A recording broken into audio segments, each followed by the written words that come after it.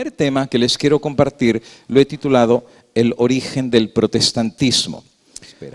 El apóstol San Pedro, en 2 de Pedro, capítulo número 1 y el versículo 19, nos dice por inspiración del Espíritu Santo que tenemos la palabra profética más segura, a la cual hacemos bien en estar atentos como una antorcha que alumbra en lugar oscuro hasta que el día esclarezca y el lucero de la mañana salga en nuestros corazones. Si hay un mensaje que ha caracterizado al pueblo adventista, es el mensaje de la profecía. Mientras hay otras iglesias que se han desligado de todo lo que tiene que ver con el concepto profético, por no ser catalogados como futuristas, por no ser etiquetados con la idea de ser fanáticos religiosos o de repente exagerados o asustadores de la gente. Hay muchas iglesias que completamente cortaron con la profecía. Sin embargo, el apóstol San Pedro nos dice que si hay una palabra que tenemos que estar estudiando y que tenemos que estar leyendo, es la palabra profética. Y tengo que mencionar que la razón por la cual el apóstol San Pedro nos habla de la palabra profética es porque precisamente esta es la palabra que nos revela el futuro. Mientras hay miles de burladores que en los siglos y generaciones han venido acerca de la santa palabra de Dios, hay algo de lo cual no se burlan y es el mensaje de la profecía. ¿Cómo se van a burlar de la profecía? Porque ellos no pueden contradecir lo que miles de años atrás se escribió y que ahora delante de nuestros ojos se está cumpliendo. Cuando el pueblo de Dios cree por la fe lo que vino de la misma boca de Dios, y cuando vemos el cumplimiento sabemos que esto ha salido de la boca de alguien que no se equivoca, de alguien que conocía el pasado, que conoce el presente y que el futuro está en sus manos. ¿Saben que hay gente que de repente cuando estudia la profecía dice, yo me asusto, no prediquen de eso porque nos da miedo? Pero ¿por qué dar miedo a la profecía? Precisamente la palabra profética nos dice que el que va a ganar se llama Cristo Jesús. No hay nada que temer, el futuro está en las manos de Dios. Él pone reyes y quita reyes. En sus manos está el destino de la humanidad y el destino de nosotros. Por eso Cristo dice, no tengas miedo, manada pequeña. Si Dios con nosotros, dijo Pablo, ¿quién contra nosotros? Por eso el futuro lo vemos con esperanza. No tenemos que tener miedo. No estudiamos la profecía para asustarnos, más bien estudiamos la profecía, uno, para asegurar que Dios lo que ha prometido lo va a cumplir y que eso fortalezca nuestra fe. Y número dos, para saber que Cristo pronto viene, y es por eso nos hace llamarnos adventistas, ¿verdad? Porque creemos que Cristo pronto habrá de regresar. Pero tengo también que mencionar que la profecía, voy a tratar de hacer la diferencia.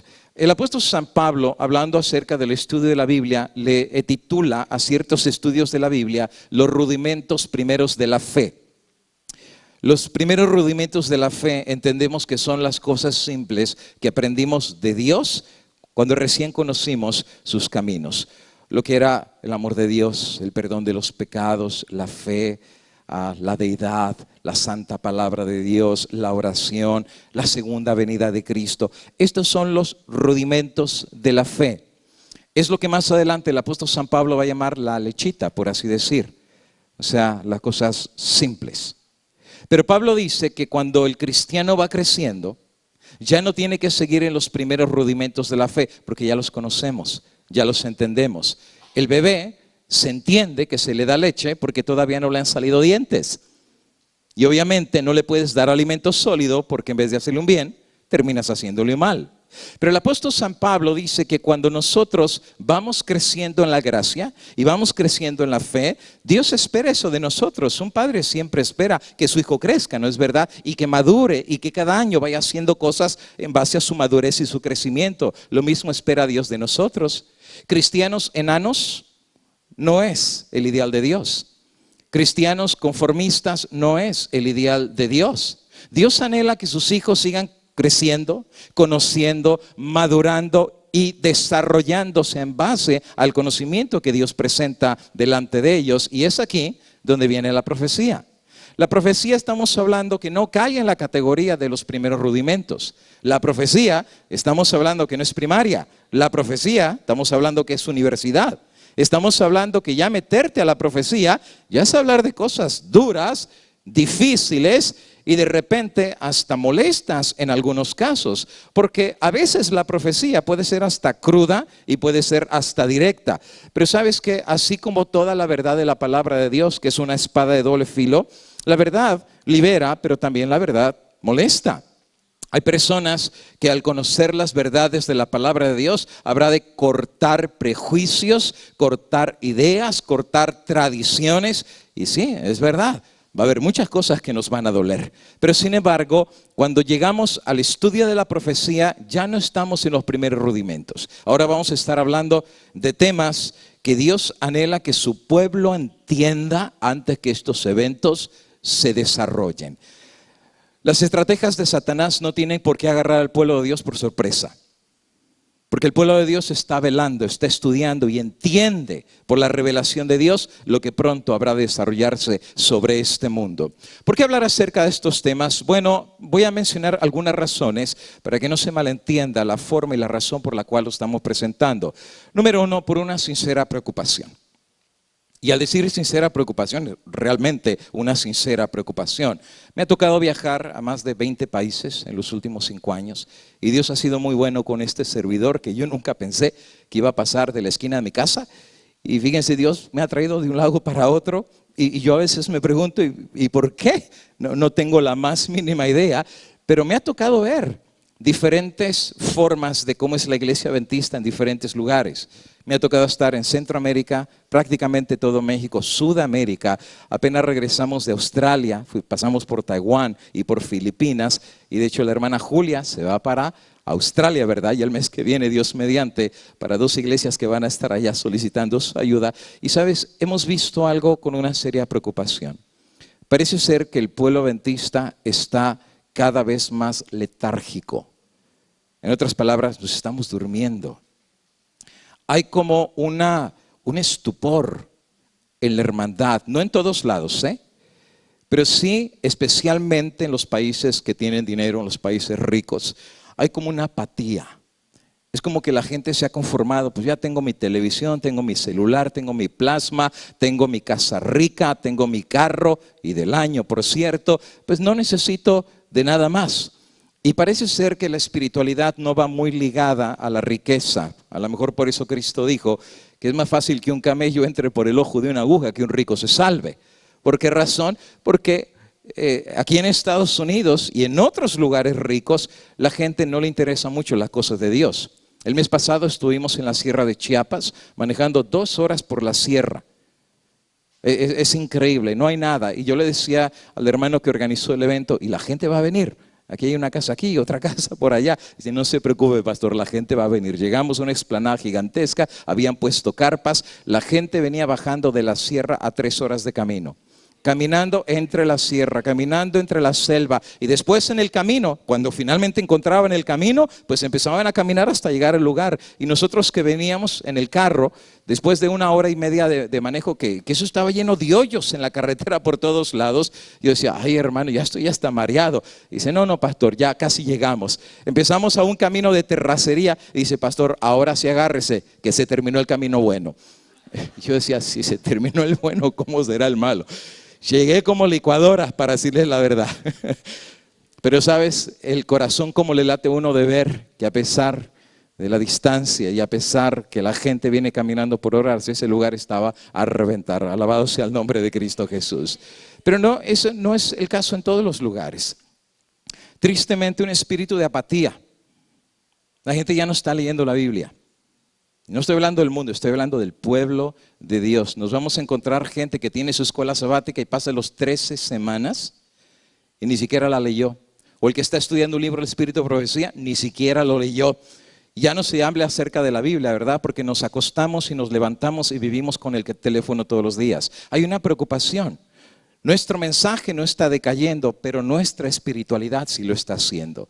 Parte de la razón de presentar esta serie es por una sincera preocupación de que el pueblo de Dios se despierte. Que abramos los ojos, que nos demos cuenta que tenemos una misión que cumplir y que al entenderla, la cumplamos por la gracia de Dios. Número 2, porque la voz de la profecía se está cumpliendo y se está cumpliendo de una forma tan rápida que todo lo que te voy a presentar el día de hoy, de aquí a 3, 4 meses, ya se va a quedar atrás.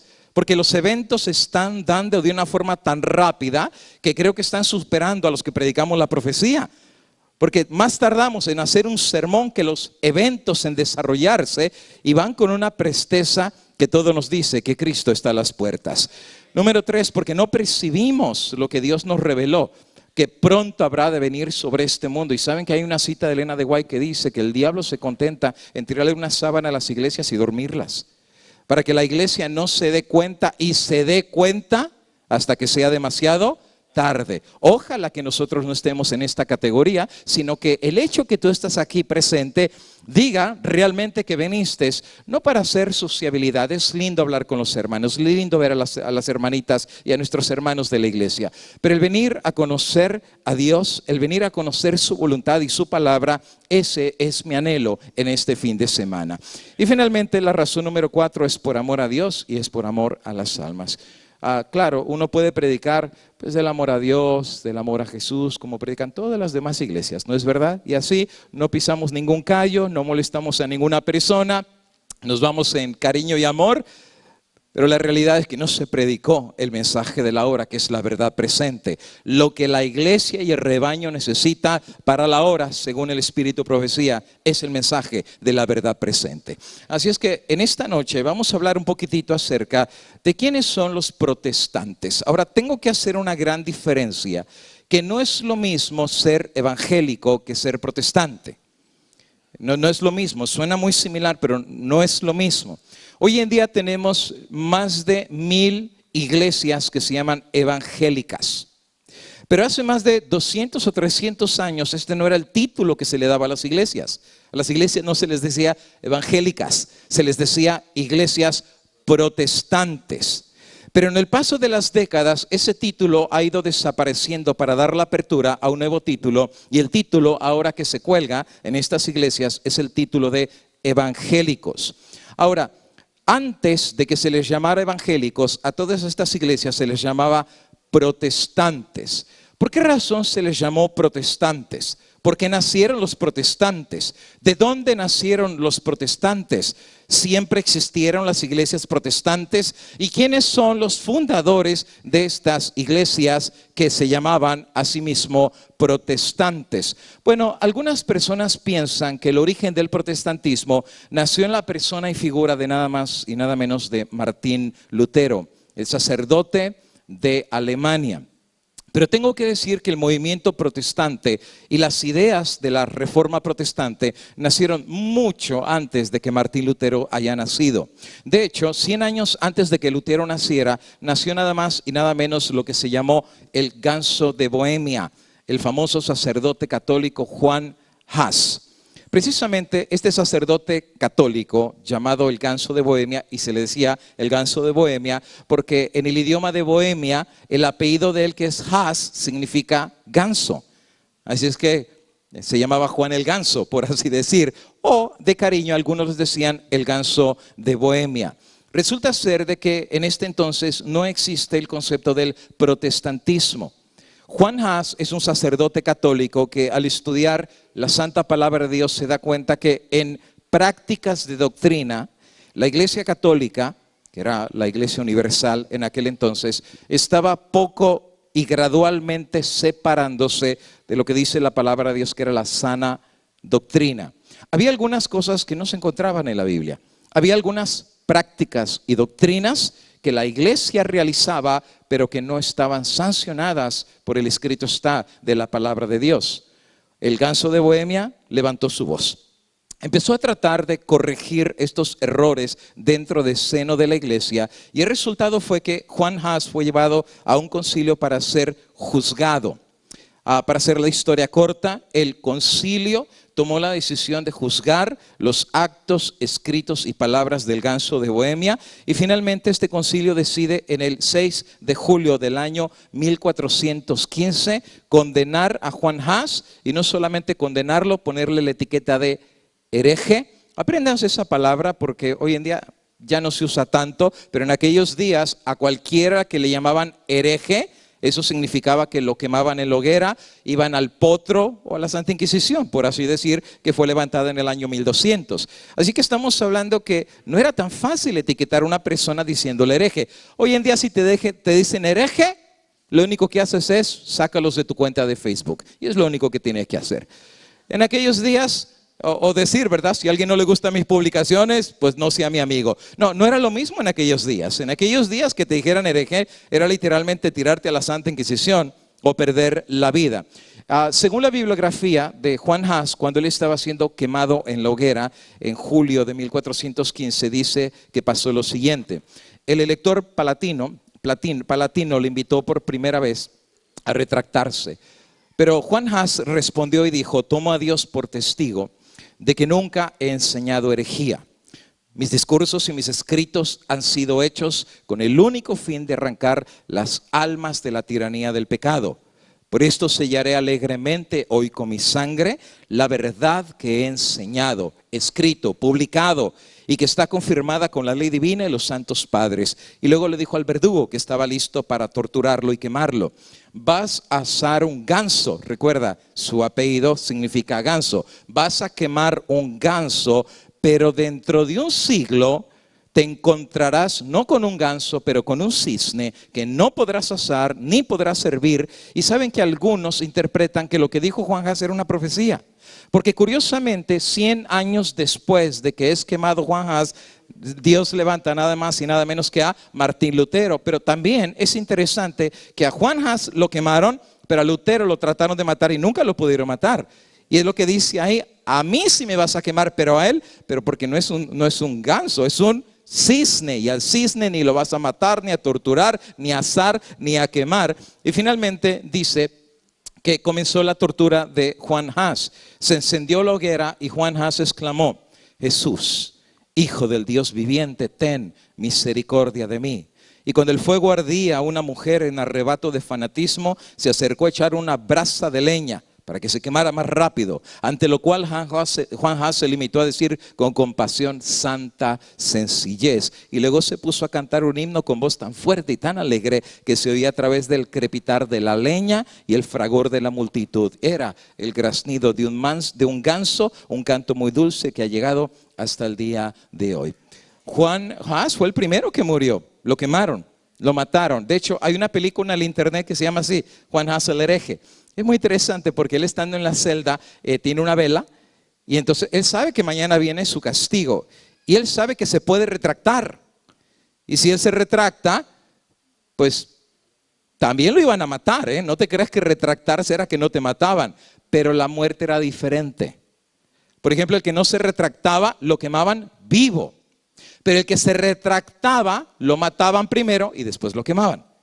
Quiere decir que era una muerte más, por lo menos misericordiosa, ¿no? Porque no sentía que lo hayan quemado. Así es que eso, y de hecho les ponían una cruz de plata para que la besaran. De hecho, un poquito más adelante te voy a poner un video acerca de esto. 100 años después, finalmente viene la figura y persona de Martín Lutero, nacido el 10 de noviembre de 1483 en Eisleben, Sogenia.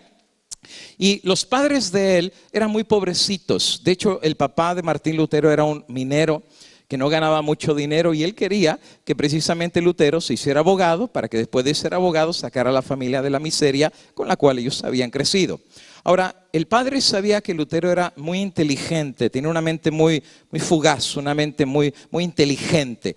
Y resulta ser que al meterse para ser abogado, realmente él destacó en la escuela donde él estudiaba. También dice la historia de él que él era muy alegre, convivía con las personas en este lugar que ustedes pueden ver. Y finalmente, un día pasó algo muy interesante en la vida de Martín Lutero. Cuando él finaliza sus estudios de abogacía, sucedió un incidente muy interesante en el cual él, recorriendo en un camino, va en un caballo, Viene una tormenta, empiezan los truenos a caer por todos los lugares, la noche era tenebrosa, el agua y los truenos caían en tal intensidad que esa noche Martín Lutero mismo cuenta que pensó que era el último día de su vida. Él pensó que se iba a morir, pensó que le iba a caer un relámpago y hasta ahí iba a quedar. Y en su inocencia, por así decir, Martín Lutero, estando en su caballo, hizo una plegaria y un rezo. Se encomendó a nada más y nada menos que al santo patrono de los mineros. Bueno, santo patrono porque el papá era minero, así es que había un santo patrono que los protegía, y él en ese momento en el que pensó fue el patrono de los mineros, y entonces gritando en la oscuridad de la noche y los truenos cayendo, le hizo una promesa al patrono de los mineros y le dice: si tú me salvas y tú me rescatas y salgo esta noche con vida, tomo la decisión delante de Dios de dedicar mi vida ahora al servicio del Dios Altísimo. Y por cosa muy curiosa, dice la bibliografía de Martín Lutero, que dentro de pocos minutos los truenos dejaron de caer, la lluvia desapareció, las nubes se fueron, y Martín Lutero interpretó que esa era la respuesta de Dios para que él se convirtiera ahora en un siervo del Señor. Martín Lutero toma la decisión de no ser abogado, sino se va a convertir ahora en sacerdote de la Iglesia Católica.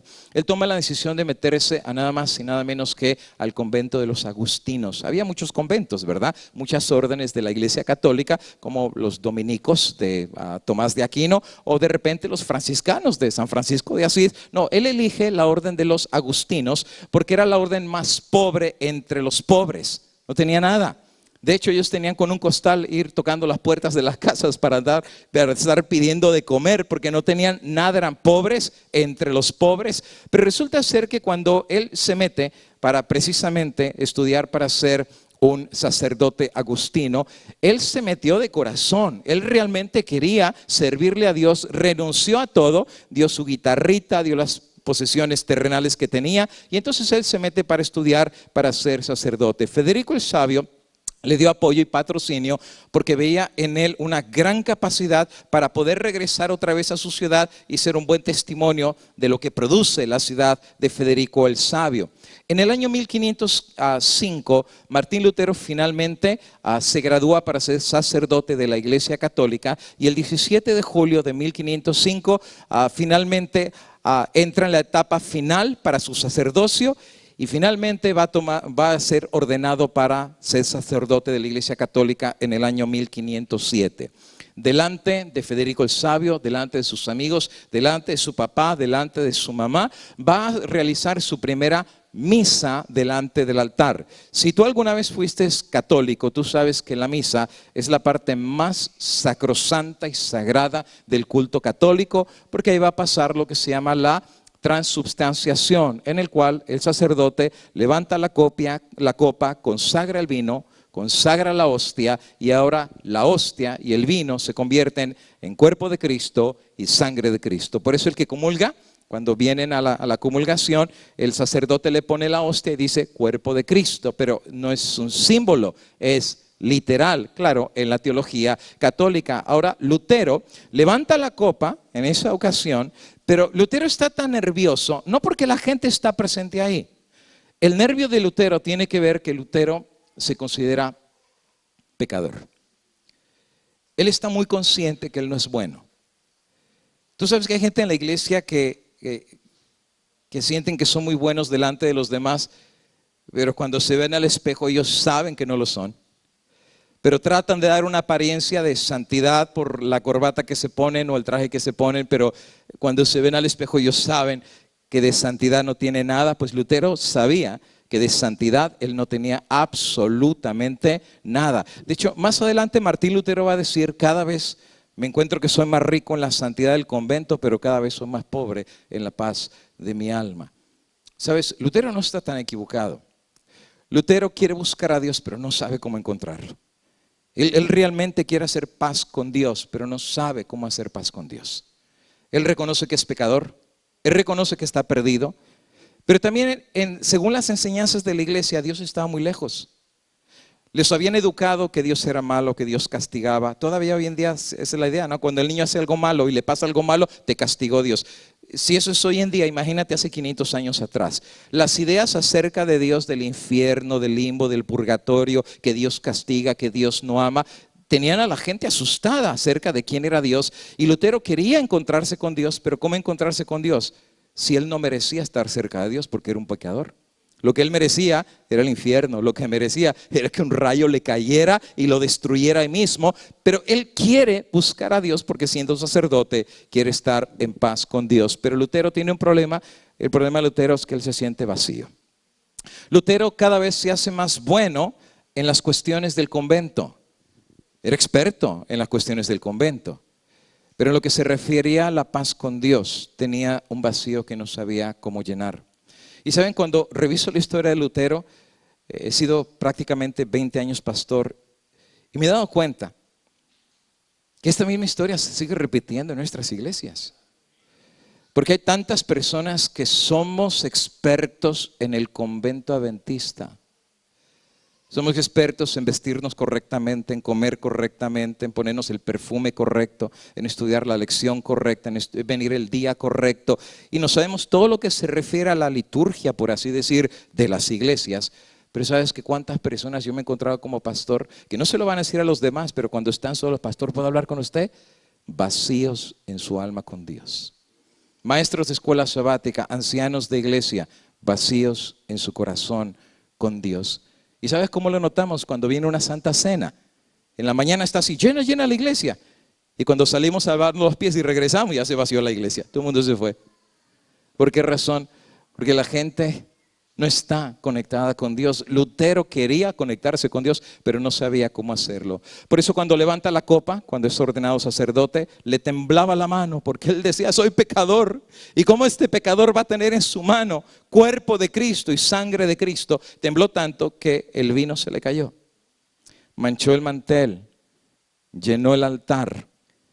Y claro, ante el bochorno de sus compañeros, de su sacerdote, y de sus padres y de Teodorico el Sabio, su vergüenza fue grande.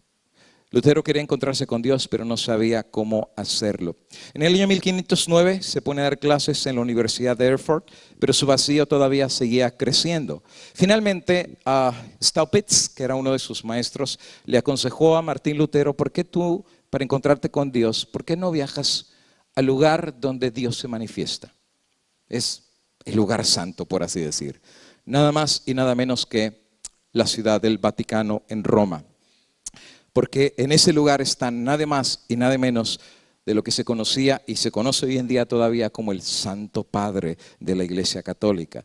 Así que Martín Lutero, junto con un compañero de él, toma la decisión de viajar desde Alemania hasta Italia para llegar a la ciudad de las 7 colinas en el Vaticano. Con frío, con hambre, pidiendo comida y dinero, finalmente llegaron a las orillas de la colina de la Santa Ciudad, el Vaticano.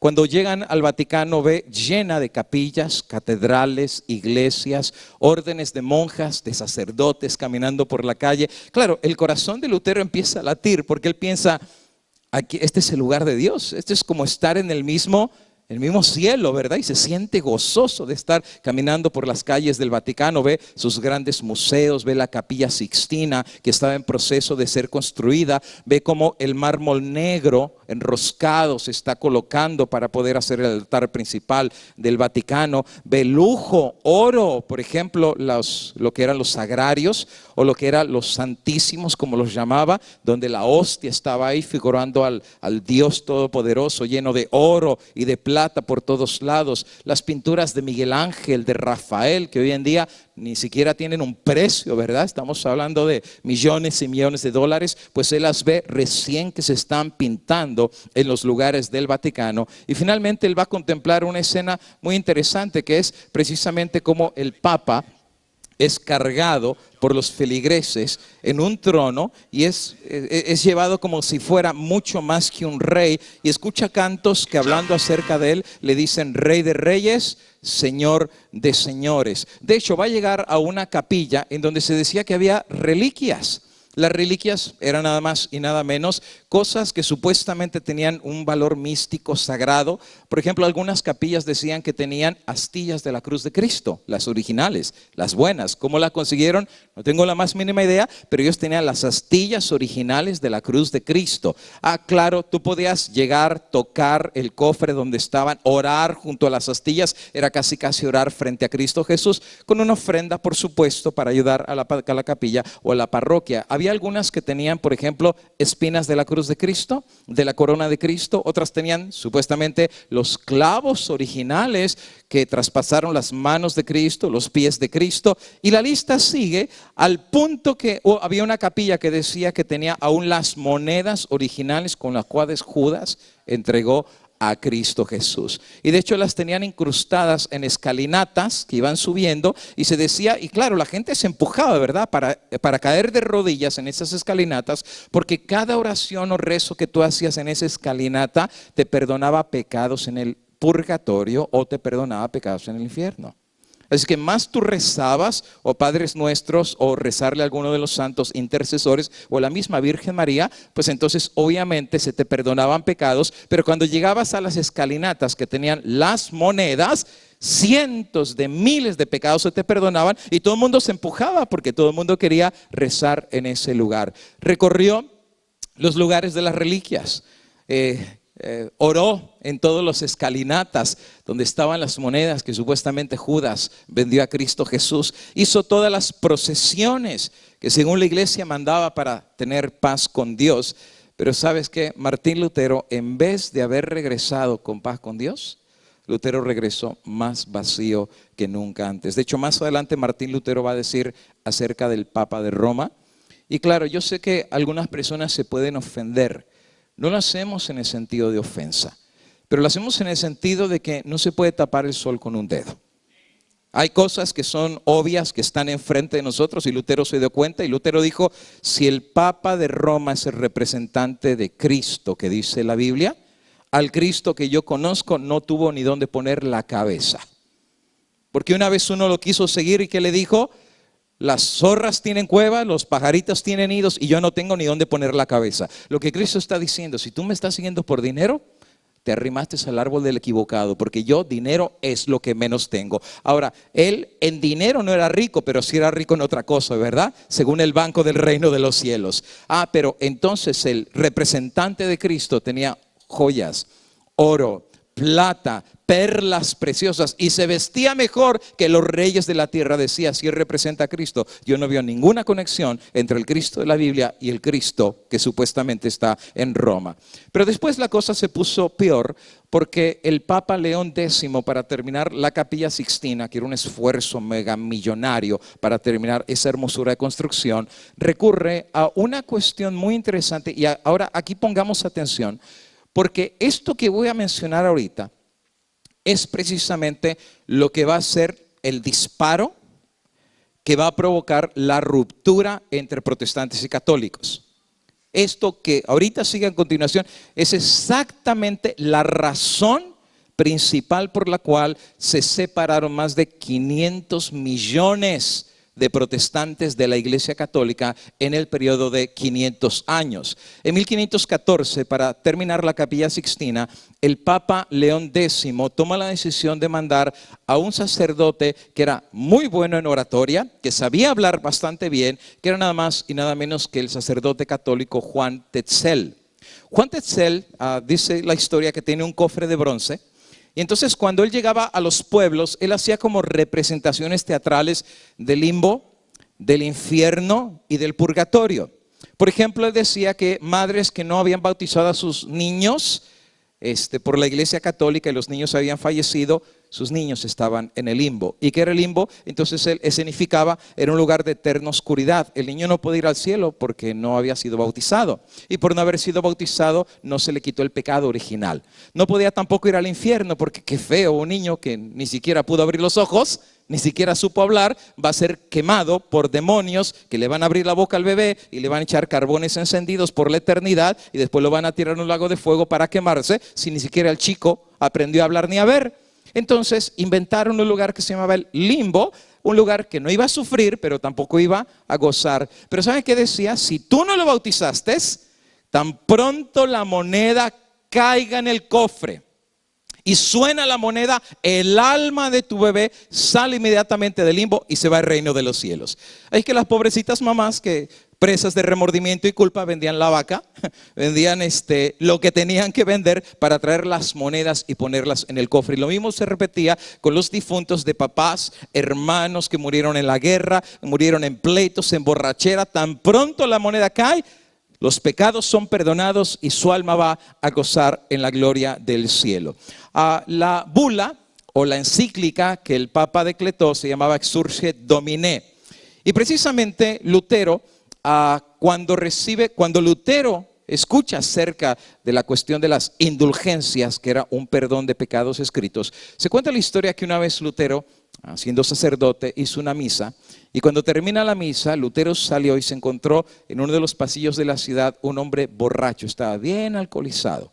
Lutero se enojó con él y le dijo: hermano, ¿por qué no viniste hoy a la misa para perdonar tus pecados? A lo que el hombre le dice: porque no necesito ir. ¿Y por qué no necesitas ir? Porque ya mis pecados fueron perdonados.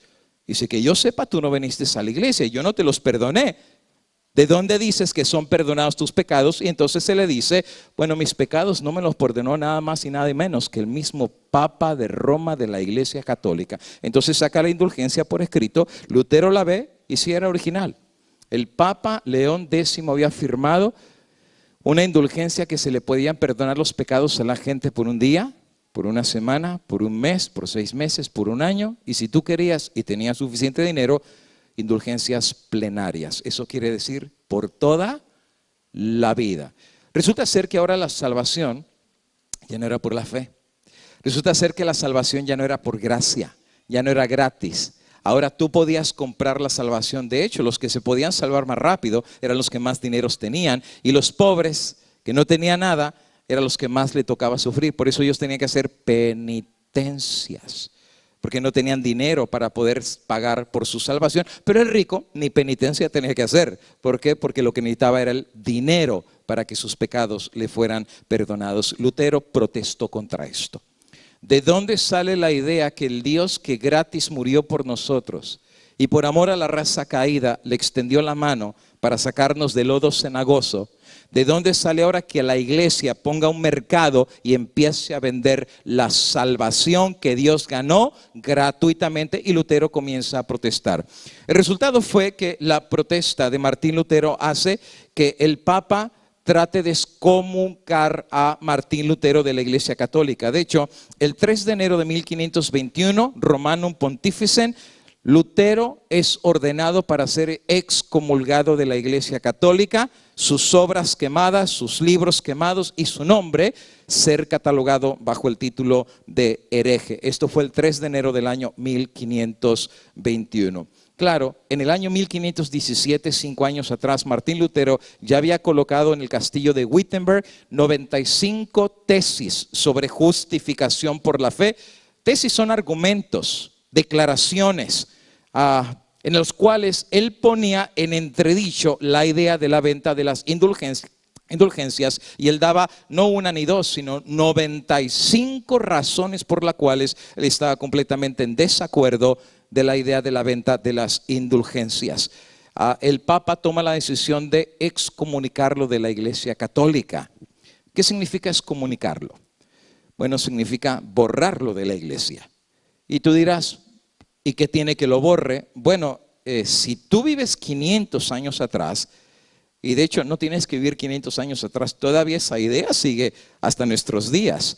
Porque en aquellos días se decía que si te sacaban de la Iglesia Católica, el dicho era: fuera de Roma no hay salvación. Eso quiere decir que una vez que te borraban, ningún sacramento te podía ser impuesto. Por ejemplo, la Iglesia Católica enseña que hay 7 sacramentos, ¿verdad? Cuando tú naces, viene el primer sacramento, que es el sacramento del bautismo. Por eso es tan importante: cuando el niño nazca chiquitito, lo bautizas, es el primer sacramento. La comunión, a los niños ya les empiezan a enseñar a rezar, los empiezan a enseñar a preparar para la confesión, para después tomar la Eucaristía o lo que es la hostia. El sacramento del matrimonio, el último sacramento es la extremunción.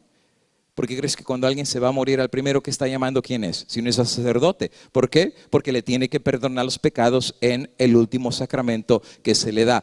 Ahora, cuando una persona es borrada de la iglesia o excomulgada fuera de Roma, ya no hay salvación. Ni llames a sacerdote porque no te van a dar ningún sacramento. En otras palabras, estás perdido. ¿Sabes que hoy en día esa idea está muy permeada? No solamente en la iglesia católica. Pero ¿sabes? A veces uno se pregunta, Dios lo sacó a uno de la iglesia católica para traerlo a otra iglesia católica. Porque el mismo concepto se nos ha educado. Pastor, ya tengo la serie, pero no se las voy a predicar ahora aquí. Se llama Mitos Adventistas, ya la completamos, gracias a Dios. Estoy presentando 7 mitos. 7 mitos que nos han enseñado cosas en la iglesia adventista como la verdad de Dios a la ley y al testimonio, pero cuando los analizamos con el microscopio ni era ni a la ley ni al testimonio, eran mitos. ¿Cuáles mitos? Uno, que una vez que te borran de la iglesia, tu nombre es borrado de acá y tu nombre también es borrado allá. Ese es un mito. Eso ni es a la ley ni al testimonio. ¿Sabes por qué? Todo eso lo explico en la serie, porque Martín Lutero lo borraron, ¿no es verdad? Eso es lo que dijo la gente acá abajo, pero el Dios del cielo lo levantó para ser el campeón de la reforma. A Elena de White la borraron, ¿tú sabías también eso? Ella antes era de la iglesia metodista, pero cuando ella aceptó junto con su papá el mensaje de Guillermo Miller que Cristo venía y se adhirieron al mensaje, ¿sabes qué le hizo la iglesia metodista? Borró al papá, borró a la mamá, borró a Elena y borró a la hermana de Elena. ¿Sabían que Elena tenía una hermana gemela, no es verdad? Se llamaba Elizabeth. Y tú sabes, es una historia muy triste, todo eso lo cuento en la serie. Tú sabes que Elizabeth nunca recibió el mensaje. Y hay cartas de Elena de White hablándole a su hermana de corazón, Elizabeth, no es demasiado tarde, el dulce Jesús todavía te busca. Pero ¿sabes qué es lo que le dolió a Elizabeth? Que lo borraran de la iglesia. ¿Por qué? Porque en la mente es como, te borran de la iglesia, es como que ya estás perdido. Y ahora tienes que regresar y bautizarte, porque si no es como que ya estás fuera del camino de Dios. Eso es un mito. El lugar donde tu nombre tiene que estar, amigo y hermano, no es en el libro de una iglesia, es en el libro de la vida del Cordero.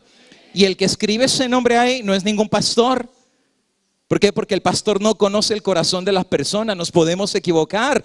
Una junta de iglesia no puedes saber realmente lo que hay en tu corazón. Eso le corresponde al Dios del cielo, ¿no es verdad? Y sabes que a veces los mismos que te están juzgando en la junta de iglesia, a veces son los mismos que hay que ser borrados de la iglesia, pero ellos son los que dieron su voto para que tú fueras borrado cuando no hiciste ningún pecado. No, amigo y hermano. Elena de White es muy clara al decir que hay personas que tienen su nombre registrado en los libros de la iglesia, pero su vida y su carácter, es más, en inglés es más clara como le dice ella.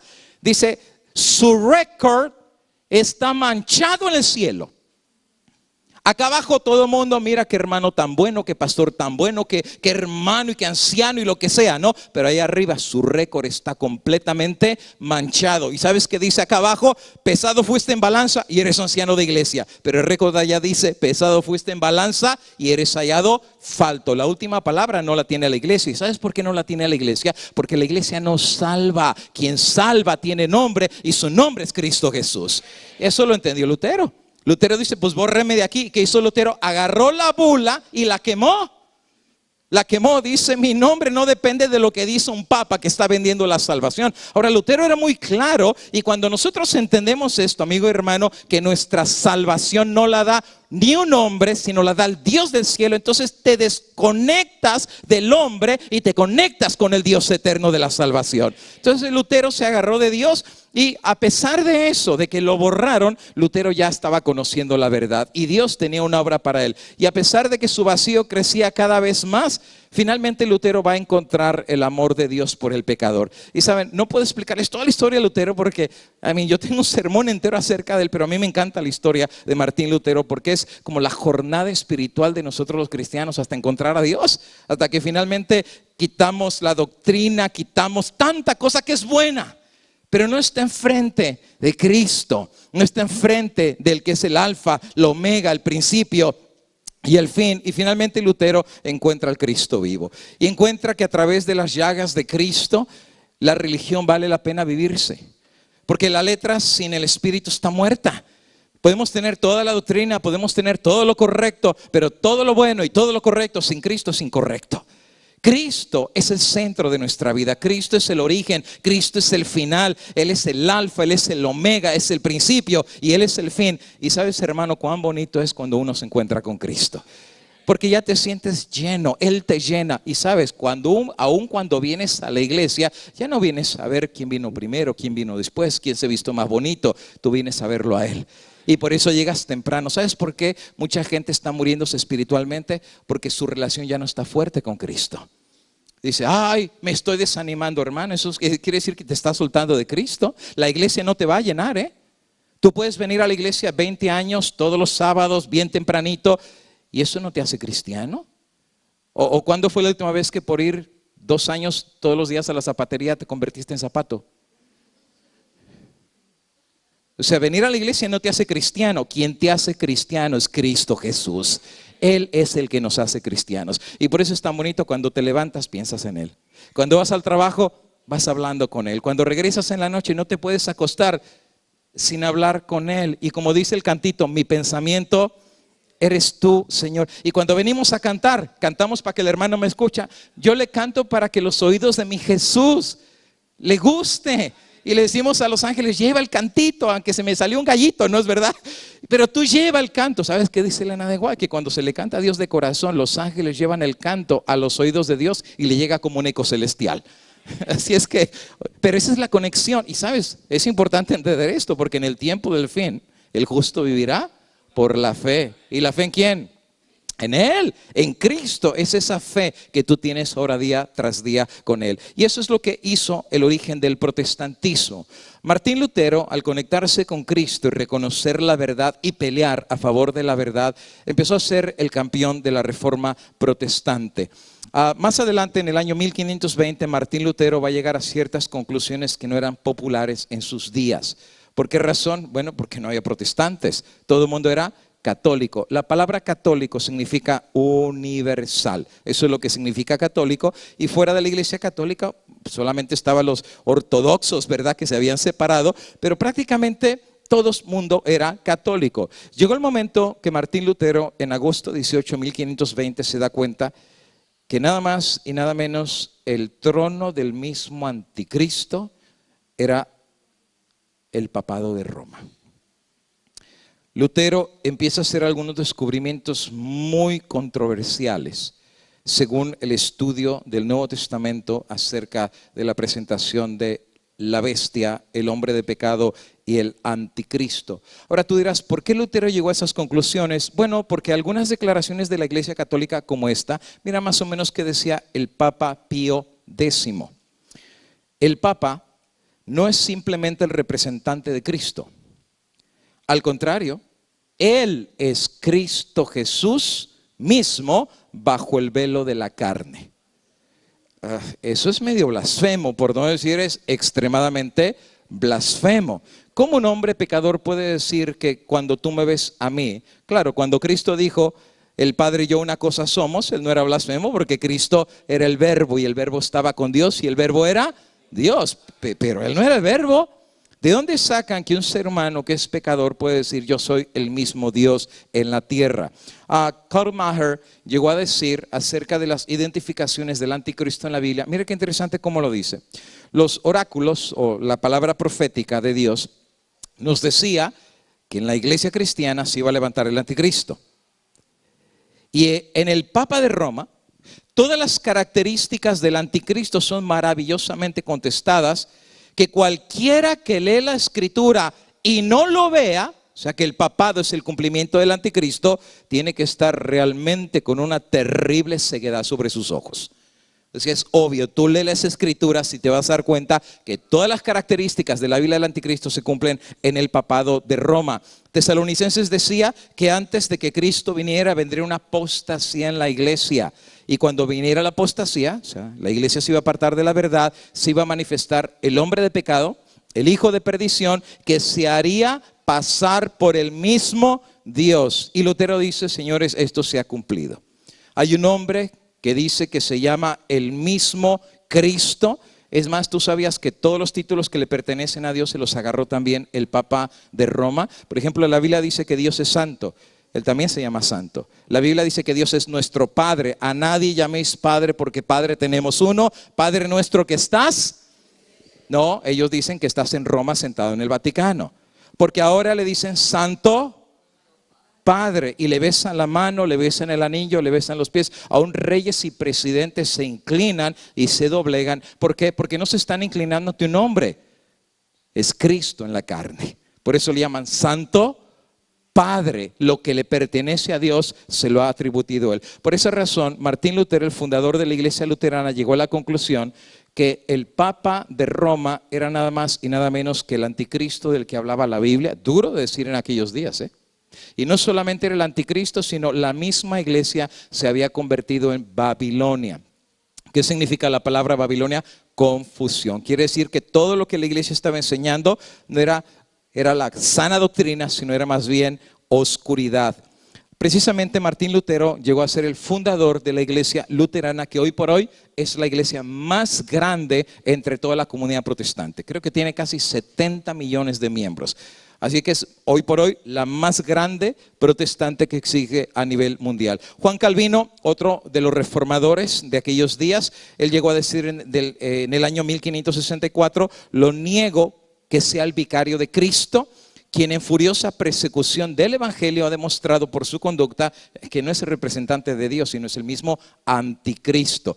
Él está hablando de la Santa Inquisición, que ahorita voy a hablar un poquito acerca de eso. Juan Wesley, que es el fundador de la iglesia metodista, que es otra de las más grandes iglesias también en América y en el mundo protestante, dice, él en un sentido enfático es el hombre de pecado, que en todas las maneras de pecado se le puede llamar el hombre de perdición, porque ha causado la muerte de numerosas multitudes y además proclama las prerrogativas que le pertenecen solamente a Dios. Ahora, eso no lo está diciendo un pastor que nadie conoce, en un lugar que nadie lo conoce. Eso lo está diciendo nada más y nada menos que son los fundadores, son los padres, los originadores de las más grandes iglesias protestantes de hoy en día. La iglesia metodista, la iglesia luterana, el movimiento calvinista. Viene Juan Wycliffe de Inglaterra, que decía, ¿por qué es necesario seguir buscando otro anticristo? Él decía, ¿lo quieres encontrar? Date una vuelta en el Vaticano. John Wycliffe. John Knox decía lo mismo. El Papa es nada más y nada menos el hombre de pecado que hablaba el apóstol San Pablo. Después Philip Melanchthon, que fue uno de los compañeros del movimiento protestante, hablando acerca del anticristo, decía, él es el mismo anticristo de Segunda de Tesalonicenses que hablaba el apóstol Pablo. El rey Jacobo, con la traducción de la King James, él no hizo la traducción. Él mandó precisamente eruditos que hicieran la traducción en el año 1611, pero porque él permitió la traducción, en honor a eso se le puso a esta Biblia el título de él, la traducción de la King James. Y él decía que el Papa, por los perdones que hacía, claro, las indulgencias, era nada más y nada menos, hacía mercadería de las almas de la persona. Peter Alex, uno de los más grandes historiadores antiguos de la iglesia, decía, la iglesia de Cristo o la iglesia de Roma no fue la esposa de Cristo, pero la iglesia de confusión. Claro, con esto está diciendo es Babilonia. Ebria de la sangre de los mártires, que la política de la iglesia de Roma ni era buena ni santa, pero tampoco era establecida por Jesucristo. No eran los únicos, hay muchísimos, hay una lista grande que ustedes pueden tener de todos los que llegaron a tomar la misma conclusión de quién era el mismo anticristo. Ahora, una vez de que todos estos reformadores hacen la identificación de quién era Babilonia, quién era la ramera, quién era el anticristo, el hombre de pecado, Babilonia, y la lista sigue, la Iglesia Católica va a tomar una decisión acerca de ellos. ¿Por qué razón? Bueno, cuando tú enciendes el pasto seco y viene el viento, eso es una quemazón por todos lados. Y lo que los protestantes comenzaron a hacer precisamente fue encender el fuego del conocimiento de las Sagradas Escrituras. El conocimiento que en otras generaciones había estado oculto, bueno, digo oculto porque nadie podía leer ni siquiera la palabra de Dios. La única traducción que se hizo de los originales griegos del Nuevo Testamento, la primera que se hizo, fue la Vulgata Latina. y todos los cultos que se hacían en la iglesia católica eran en latín. Así es que cuando la gente iba a la iglesia y el sacerdote decía las misas en latín, y cuando tú salías preguntabas, ¿y qué te pareció el sermón? Pues no le entendí nada, pero sonó por lo menos muy bonito, ¿verdad? La gente no sabía absolutamente, no tenía la Biblia, ni los sacerdotes siquiera tenían acceso muchas veces a la Biblia. Así es que había mucha ignorancia de la palabra de Dios y del escrito está, que decía el Señor. Ahora, cuando los protestantes empezaron a llevar la luz de la verdad y la palabra de Dios, de hecho Lutero empezó a traducir aún el Nuevo Testamento al idioma alemán. Wycliffe a traducir el Nuevo Testamento en el idioma inglés, y la lista sigue, ¿eh? Así que ahora la gente, teniendo la Biblia, empezó a conocer la verdad. Y como dice Cristo, ¿verdad? Conoceréis la verdad y la verdad os hará libres.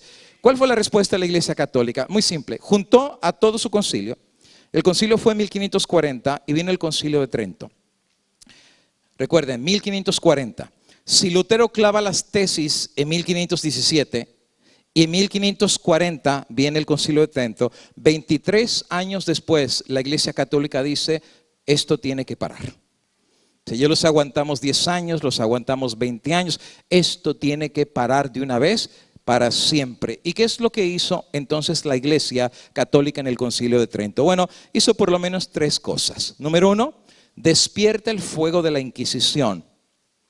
Hace la creación del índice. Y número 3, crea la organización del orden de los jesuitas. 3 cosas bien planificadas que era su objetivo: parar, frenar y destruir para siempre la revuelta de los protestantes en el seno de la Iglesia Católica.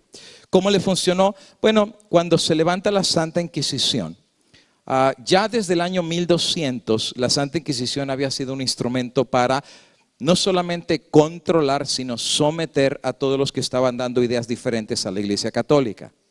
Pero cuando en 1540 se vuelve a encender ese fuego una vez más contra los protestantes, tengo que decirle que nacieron más instrumentos de tortura de los que 200 años atrás o 300 años atrás se estaban utilizando para castigar a los herejes. Muchos de estos ni se los puedo explicar.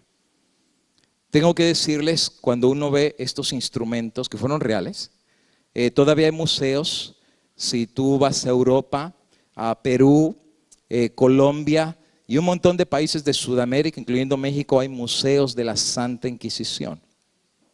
Y los instrumentos, algunos son originales, que están todavía ahí. Los tienen de las torturas que les hicieron a aquellos que habían etiquetado como herejes. No solamente desde el potro desmembrar sus brazos, quemarlos vivos, despellejarlos. ¿Sabes? Uno se pone a pensar en eso y es como que uno dice, ¿se fue el temor de Dios? Ahora, todo esto tienes que entender, porque no es lo mismo verlo en una perspectiva 500 años después que en ese mismo momento. Claro, ahorita lo podemos hablar como nada, porque en nuestra mente sabemos que estamos en América, que es el país de la libertad, que aquí nadie nos va a perder. Esa es una cosa. A ver, date una vuelta a Chiapas. Tú sabes que hay lugares en Chiapas que se meten con machetes y en un culto los agarran a machetazos. ¿Todavía, hoy en día? ¿O no supieron la noticia hace 3 semanas? Que a unos adventistas les destruyeron la casa y pusieron las fotos por... no es lo mismo predicar este sermón acá que predicarlo allá. Y no es lo mismo decirlo ahorita que haberlo dicho 500 años atrás. Ellos tuvieron que pagar un precio que hoy en día nosotros nomás estamos viendo, pero ellos no lo tenían que ver. ¿Sabes qué? Y eso a uno lo pone a pensar, ¿qué realmente significa ser cristiano? Porque ser cristiano acá es tan fácil. Ser cristiano acá es subirte a tu carro y tienes frío, ponle el calentón, tienes calor, ponle el frío. Y te vienes acá, está lloviendo, saca el paraguas. Aquí uno no sufre. Esta gente, para ser cristiano, amigo y hermano, era que a tu papá, a tu mamá y a tus hijos les iban a quitar la vida, y no de una forma piadosa, de las formas más monstruosas. Es más, ¿sabes qué decía el Espíritu Profecía? Y cuando yo leo esa cita, no sé, me pongo a pensar. Ella dice que las atrocidades que pasaron en estos días, solo los registros de Dios tienen lo que realmente pasó. Y claro, lo que uno sabe lo espanta a uno, que será lo que Dios sabe. que uno no sabe lo que realmente pasó. ¿Por qué crees que bajo uno de los sellos del Apocalipsis, simbólicamente las almas que están debajo del altar le dicen: ¿hasta cuándo juzgas y vengas nuestra sangre? ¿Por qué? Porque Dios va a tener que hacer justicia por lo que aquí pasó. Derramaron la sangre. Pero el punto no es si ellos derramaron, hasta dónde ellos estuvieron dispuestos a esto. Lee El conflicto de los siglos, donde Elena de Guay habla acerca de la matanza de San Bartolomé. Terrible. Lee lo que le pasó a los valdenses. Tú sabes que los valdenses, por conservar su fe, se fueron a las montañas, metidos en los Alpes, bien metidos, pero finalmente uno los traicionó.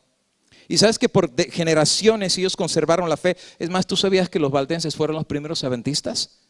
Los valdenses creían en la segunda venida de Cristo y fueron los primeros que guardaron el sábado. ¿Puedes creerlo? Pero cuando uno los delató fue la Santa Inquisición, y en el despeñadero, en la parte más alta de la montaña, había una roca, los subieron uno por uno y los empujaban, y así un charco de sangre allá, y los extirparon completamente. San Bartolomé, la Santa Inquisición. Solamente Dios sabe cuántos murieron en este entonces. Precisamente ella cuenta en donde dice que en la matanza de San Bartolomé, el tañido de una campana resonando a la medianoche dio la señal del degüello. Millares de protestantes que dormían tranquilamente en sus casas confiando en la palabra que les había dado el rey, asegurándoles protección, fueron arrastrados a la calle sin previo aviso y asesinados a sangre fría.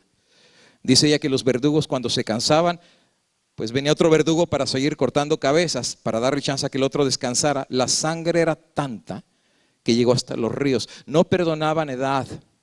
¿O tú crees que por ser viejito decían: este está viejito, este no lo tocamos? O los bebitos, ¿verdad? O las embarazadas. ¿Sabes qué le hacían a las embarazadas? Y mira, no quiero ser tan gráfico, porque si tú sabes, la gente que ha olvidado su pasado está condenada a repetirlo. Y han pasado tantas generaciones de paz que esto ya se nos olvidó. ¿Y sabes por qué es importante entender esto? Porque hoy en día la gente está diciendo: ya la iglesia cambió. Ten cuidado. Porque eso es lo que hoy en día es el argumento que van a utilizar para decir: mira, ya la iglesia no es la misma.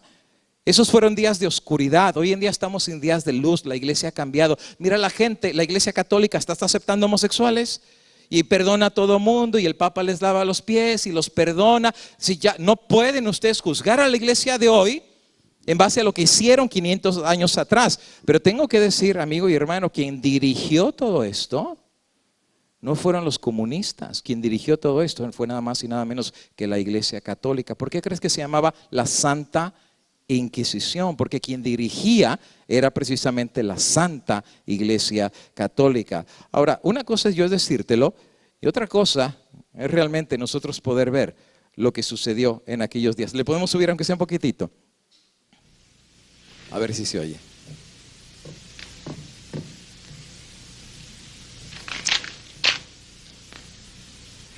Del Padre, del Hijo y del Espíritu Santo. Amén. Yo, Alonso de Peralta, inquisidor mayor de la Nueva España, al servicio de Dios y de su majestad, el rey Felipe II, digo y declaro que el Santo Oficio tiene la sagrada misión de preservar la Santa Fe Católica, que es la misericordia mayor que han recibido los naturales de esta tierra. Es necesario tener especial cuidado y vigilancia en conservar a la nueva población de estas provincias como fieles católicos cristianos y verdaderos españoles. Para evitar los increíbles escándalos y movimientos que han ocurrido en otros reinos extraños, consideramos que el verdadero remedio de estos males radica en no permitir la menor desviación de la doctrina de nuestra Santa Fe Católica y castigar y extirpar errores y herejías con el rigor que disponen los sagrados cánones y las leyes vigentes. Por este santo medio, por la clemencia y gracia del cielo, nuestros reinos y señoríos se han visto libres de abominaciones. Se ha evitado esta pestilencia y contagio, y esperamos de la bondad divina que se preservarán de aquí en adelante.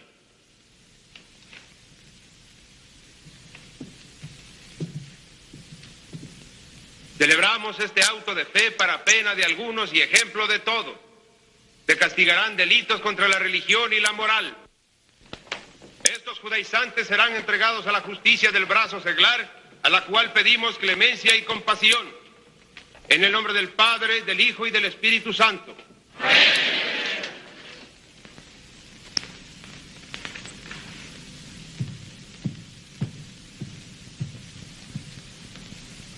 Confirmamos las sentencias dadas en justicia a estos reos y consistentes según sus culpas en azotes, destierro, galeras, prisión perpetua, confiscación de bienes, y a los judaizantes relapsos presentes y ausentes se les condena a ser quemados en llamas vivas de fuego, hasta que se conviertan en ceniza y no quede de ellos memoria en esta tierra.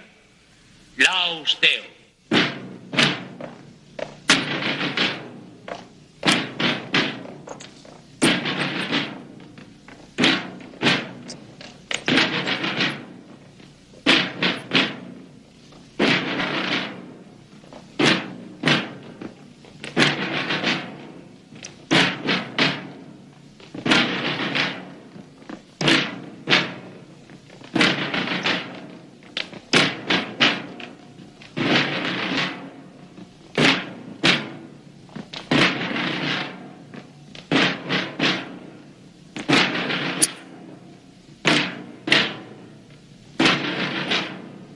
Le vamos a dejar ahí. Lo que sigue es la tortura, pero le vamos a dejar mejor ahí. Era muy serio esos días. No cualquiera abrazaba una verdad si sabía que le iba a costar la vida. Usted dirá, pero pastor, eso fue antes. Dios no va a permitir a sus hijos que pasen eso otra vez. ¿Sabe lo que dice Elena de White en Joyas de los Testimonios? Tomo 5, página 124. Mira qué interesante dice ella. El permanecer de pie en defensa de la verdad y la justicia, como hacían ellos, cuando la mayoría nos ¿qué? El que tenga oídos, que oiga. ¿Sabe qué significa, verdad? ¿Por qué crees que ella dice que lo que va a depurar al pueblo de Dios es esto? Ahorita es fácil venir a la iglesia. Ahorita es fácil decir, pues yo tengo la Biblia, yo creo que Cristo viene. Eso cualquiera lo dice. Eso es fácil. Pero el tú estar en pie defendiendo esta verdad, cuando la mayoría se acobarde. Pelear las batallas del Señor cuando los campeones sean pocos. ¿Qué quiere decir? Van a quedar pocos. No van a quedar muchos. Yo no sé, a veces yo me pongo a pensar, estamos como muy metidos en llenar las iglesias cuando Dios las va a vaciar. Porque Dios va a dejar los que tengan que quedar. Ahora, yo no sé quién va a quedar. Porque yo puedo decir, yo estoy firme. Pero a la hora de la hora, lo que pensábamos que era oro, era latón, ¿verdad? ¿Cuántos tendremos el síndrome de Pedro? Señor, hasta la muerte iré contigo cuando venga la ley dominical. Y cuando venga, no, yo nomás era visita, ¿eh? Yo fui, pues estás en la grabación, sí, pero fui porque me llevaron casi arrastrado, pero yo ni quería ir, ¿eh? Eso te lo garantizo. A la hora de la hora, cuando los campeones sean pocos, esa va a ser nuestra prueba. ¿Sabes por qué nuestra prueba? Porque ese día el hijo no va a poder vivir de la fe del papá. La esposa no va a vivir de la fe de su esposo. El miembro no va a vivir de la fe de su pastor. El justo vivirá por la fe. Y ese día Dios va a permitir cómo está nuestra fe. Cuán agarrados estamos de Dios, cuán firmes. Porque a ellos les llegó su día, a estos hombres. Les llegó su día. Hay un libro que se llama El libro de los mártires de Fox, así de grueso. Y cuento la historia, tanto mártir en todas las edades, de cómo ellos estaban más que dispuestos a dar la vida por Cristo. Estaban dispuestos porque ellos decían, qué honor. Si Cristo dio la vida por mí y Dios ahora quiere que yo dé mi vida, qué honor el poder dar la vida. Y sabes, una vez se pone a pensar, ¿no? Si Dios quiere que tú llegues a este punto, pues los que aman a Dios, todas las cosas son para bien. Y dice la Biblia que Dios no permitirá en nosotros prueba más grande de la que podamos, ¿qué? De la que podamos soportar. Tú sabes que aquellas personas que Dios sabe que cuando venga esta prueba no van a poder. La sierva de Dios dice que muchos Dios los va a poner al descanso. Y ese va a ser una señal para saber que ya nos estamos acercando, ¿verdad? Muchos Dios los va a poner a descansar. Es decir, ya corriste, peleaste, a descansar. No te va a tocar la parte final. ¿Te acuerdas los obreros de la hora final? Dios va a traer a otros. Dice, tú ya corriste mucho, ya peleaste mucho, tranquilo, ya, tu corona está asegurada. Yo ya tengo otros a descansar. Va a haber otros que Dios sí va a saber que van a poder pasar la prueba. Y Dios lo va a permitir. Tú puedes leer primeros escritos, dice que hasta va a haber niños, que tienen el ribete rojo, Dios lo va a permitir. Ahora, esto no sé, yo no te lo puedo probar o con la Biblia, con el Espíritu, profecía. Pero este es no sé, una idea mía. ¿Sabes qué? Yo he notado que aún si Dios permite a alguien que sea martirizado, ¿viste lo que leímos de Juan Haas, que dice que cuando él estaba siendo quemado, cómo se murió? Y cómo alguien lo están quemando y está cantando. Más bien, cuando a ti te quema, lo que estás es grite y grite, ¿verdad? Pero cómo él estaba cantando. ¿Sabes que algunos arguyen que cuando llega la hora de tu martirio, Dios hasta te evita el dolor? Tú lo puedes leer en el capítulo 2 de la fe de los mártires, que dice que morían también ellos como cantando. Y dice que cuando ellos veían que hasta les pedían perdón a Dios por los pecados de ellos, muchos se convertían por el testimonio de eso.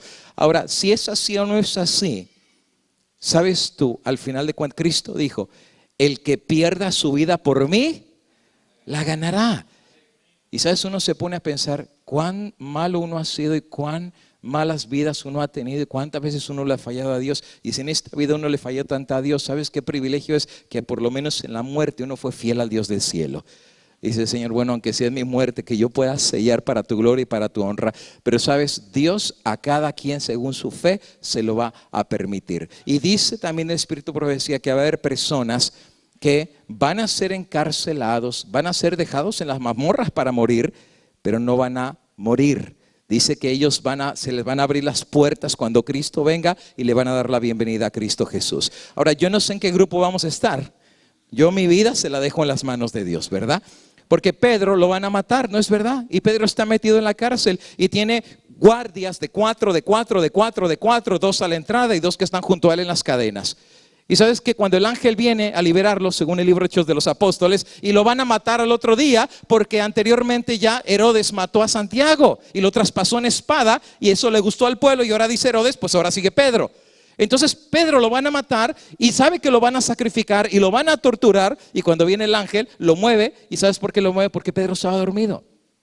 ¿Qué persona, sabiendo que lo van a matar, torturar y cortarle la cabeza al otro día, se pone a dormir? Y no solamente Pedro se durmió, se quitó las sandalias, se quitó el cinturón, se puso comodito y se puso a dormir.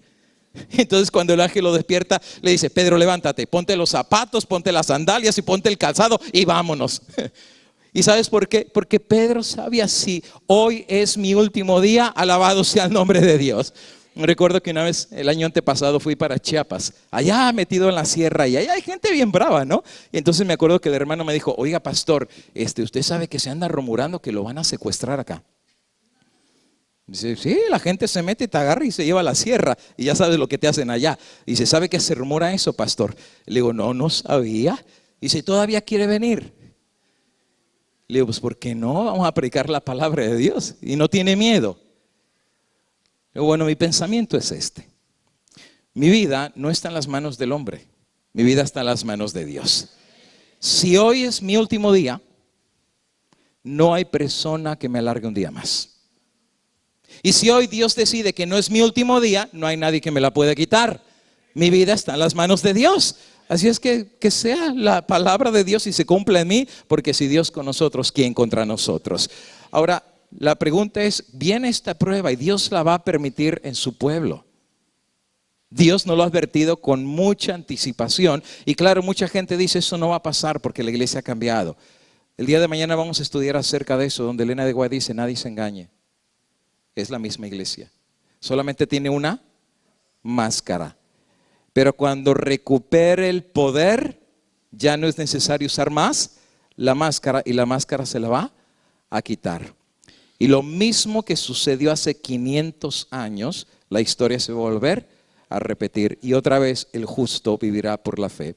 ¿Qué otra cosa hizo Trento? Le puso libros a la palabra de Dios. Le metió algunos libros, como por ejemplo Tobías, Judith, Macabeos, Sabiduría, Eclesiástico, Baruch, Daniel 13, Daniel 14 y otros tantos más. Se llaman los libros apócrifos. ¿Por qué le metió los libros apócrifos? Porque la premisa de Lutero era: pruébame con la Biblia que estoy mal y me retracto. Si tú no me lo pruebas con la Biblia, entonces yo no me retracto. Pero claro, la Iglesia Católica no podía aprobar ciertas doctrinas que no estaban en la Biblia. ¿Cómo cuáles? Bueno, pues como 100, más o menos, como 100. Por ejemplo, ¿saben qué es persinarse? Por la señal de la... ¿Hay algún versículo que habla de persinarse? No.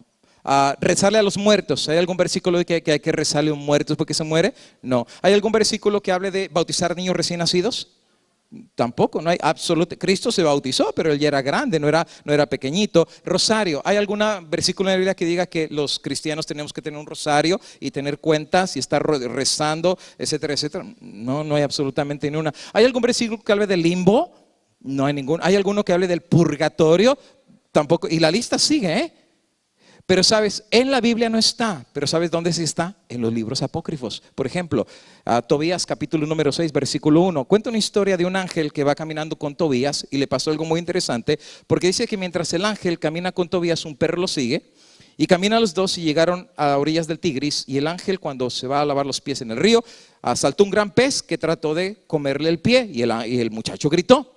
Pues qué tan grande era el pescado, ¿eh? Dice que le trató de morder el pie, ¿verdad? Y el ángel le dijo: no, agárralo al pescado, no lo dejes escapar. Y entonces él se apoderó del pescado y lo sacó a la tierra. Entonces el ángel le dice a Tobías: sácale la hiel y el corazón y el hígado y colócalos aparte y luego tira las entrañas, porque la hiel, el corazón y el hígado son útiles como remedios. Bueno, resulta ser una de dos: o que es médico naturista el ángel, o qué va a hacer con el hígado, con la hiel y con el corazón del pescado. Claro, más adelante Tobías se queda intrigado porque el ángel le dice que no tire esas partes. Y entonces dice que el joven abre el pez, le sacó la hiel, el corazón y el hígado y asó una parte del pez y lo comió y la otra la saló para que no se echara a perder. Luego los dos juntos continuaron su camino hasta llegar cerca de Media. Y en tanto el joven le preguntó al ángel: oye, hermano Azarías, ¿qué clase de remedio hay en el corazón, en el hígado y en la hiel del pez? Y el ángel le respondió: pues si se quema el corazón o el hígado del pez delante de un hombre o mujer atacados por un demonio, o sea, un posesionado del diablo o un espíritu maligno, cesan los ataques y desaparecen para siempre. Así es que ahí está la fórmula. La próxima vez que veas un posesionado, no le des al pastor. No te pongas en ayuno, no te pongas en oración, vete al mercado, cómprate un corazón de pescado, quémalo delante y la posesión se acaba. Hermano, esto es brujería.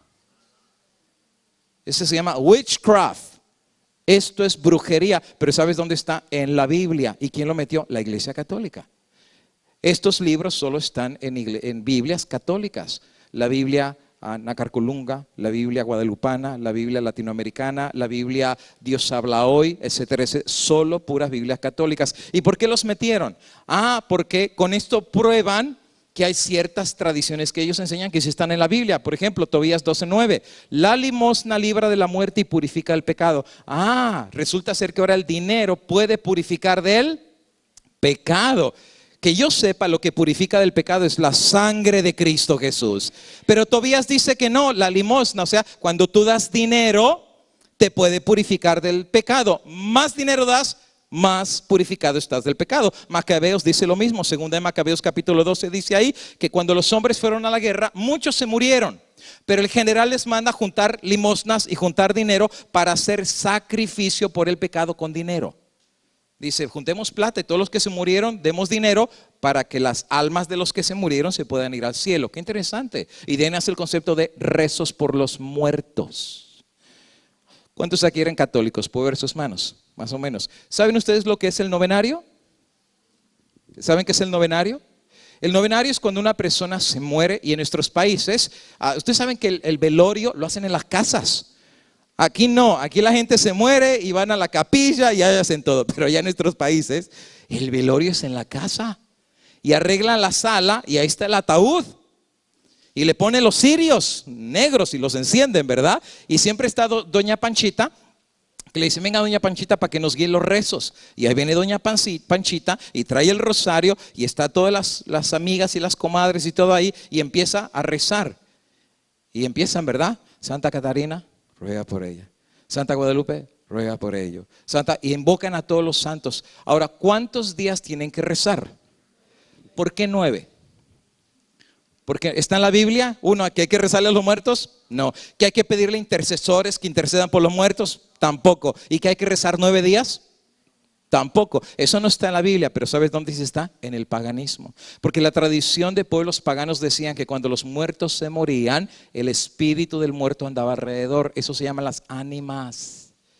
Que dice que la llorona que jala las cadenas y que los fantasmas que se aparecen y que lo vieron sentado ahí, y a la gente que dice, yo lo vi, estaba ahí sentado y lo mataron aquí, son las ánimas. Bueno, dicen los paganos que por 9 días el espíritu del muerto vaga por la casa. Entonces cuando las personas están rezando, el espíritu del muerto ve el ataúd y dice, ay, pues ¿por qué están rezando? Y cuando ve dice, ay, pues soy yo, ya me morí, y le ayudan a ir a la otra etapa en su ciclo de existencia. ¿Eso está en la Biblia? Absolutamente no, pero sí están en los libros apócrifos.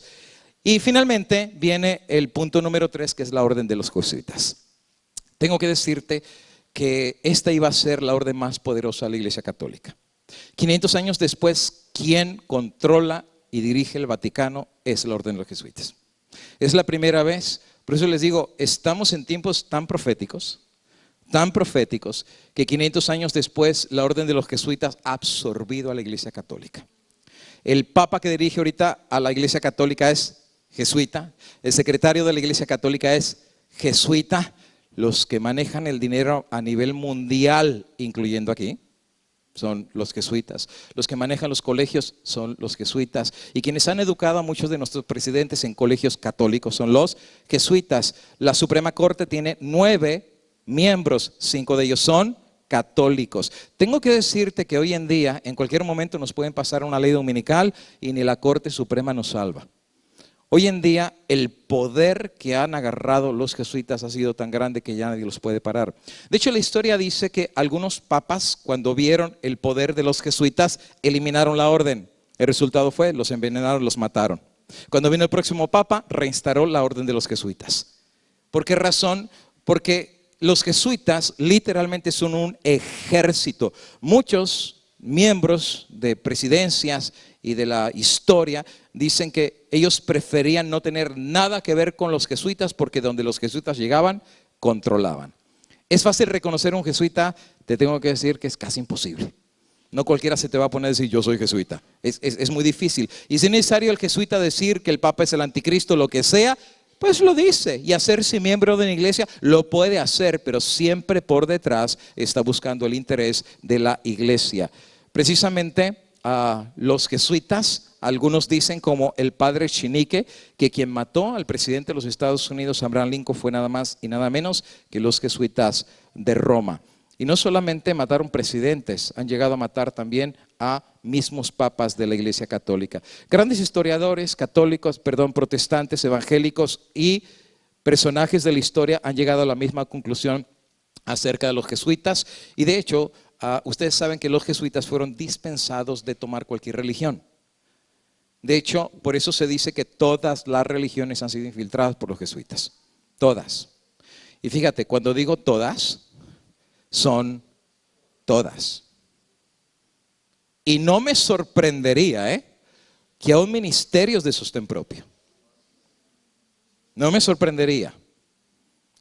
Porque si el jesuita es astuto, sabe que si va a haber grupos que le van a dar problemas con el nuevo orden mundial y la reapertura de la iglesia en su poder religioso, van a ser los grupos de sostén propio. O sea, es que no me sorprendería en absoluto que sus ojos también los puedan tener en sostén propio. Saben que los jesuitas hicieron un juramento, no te lo voy a leer, está demasiado largo, pero el juramento dice que van a infiltrarse en cualquiera de todas las iglesias.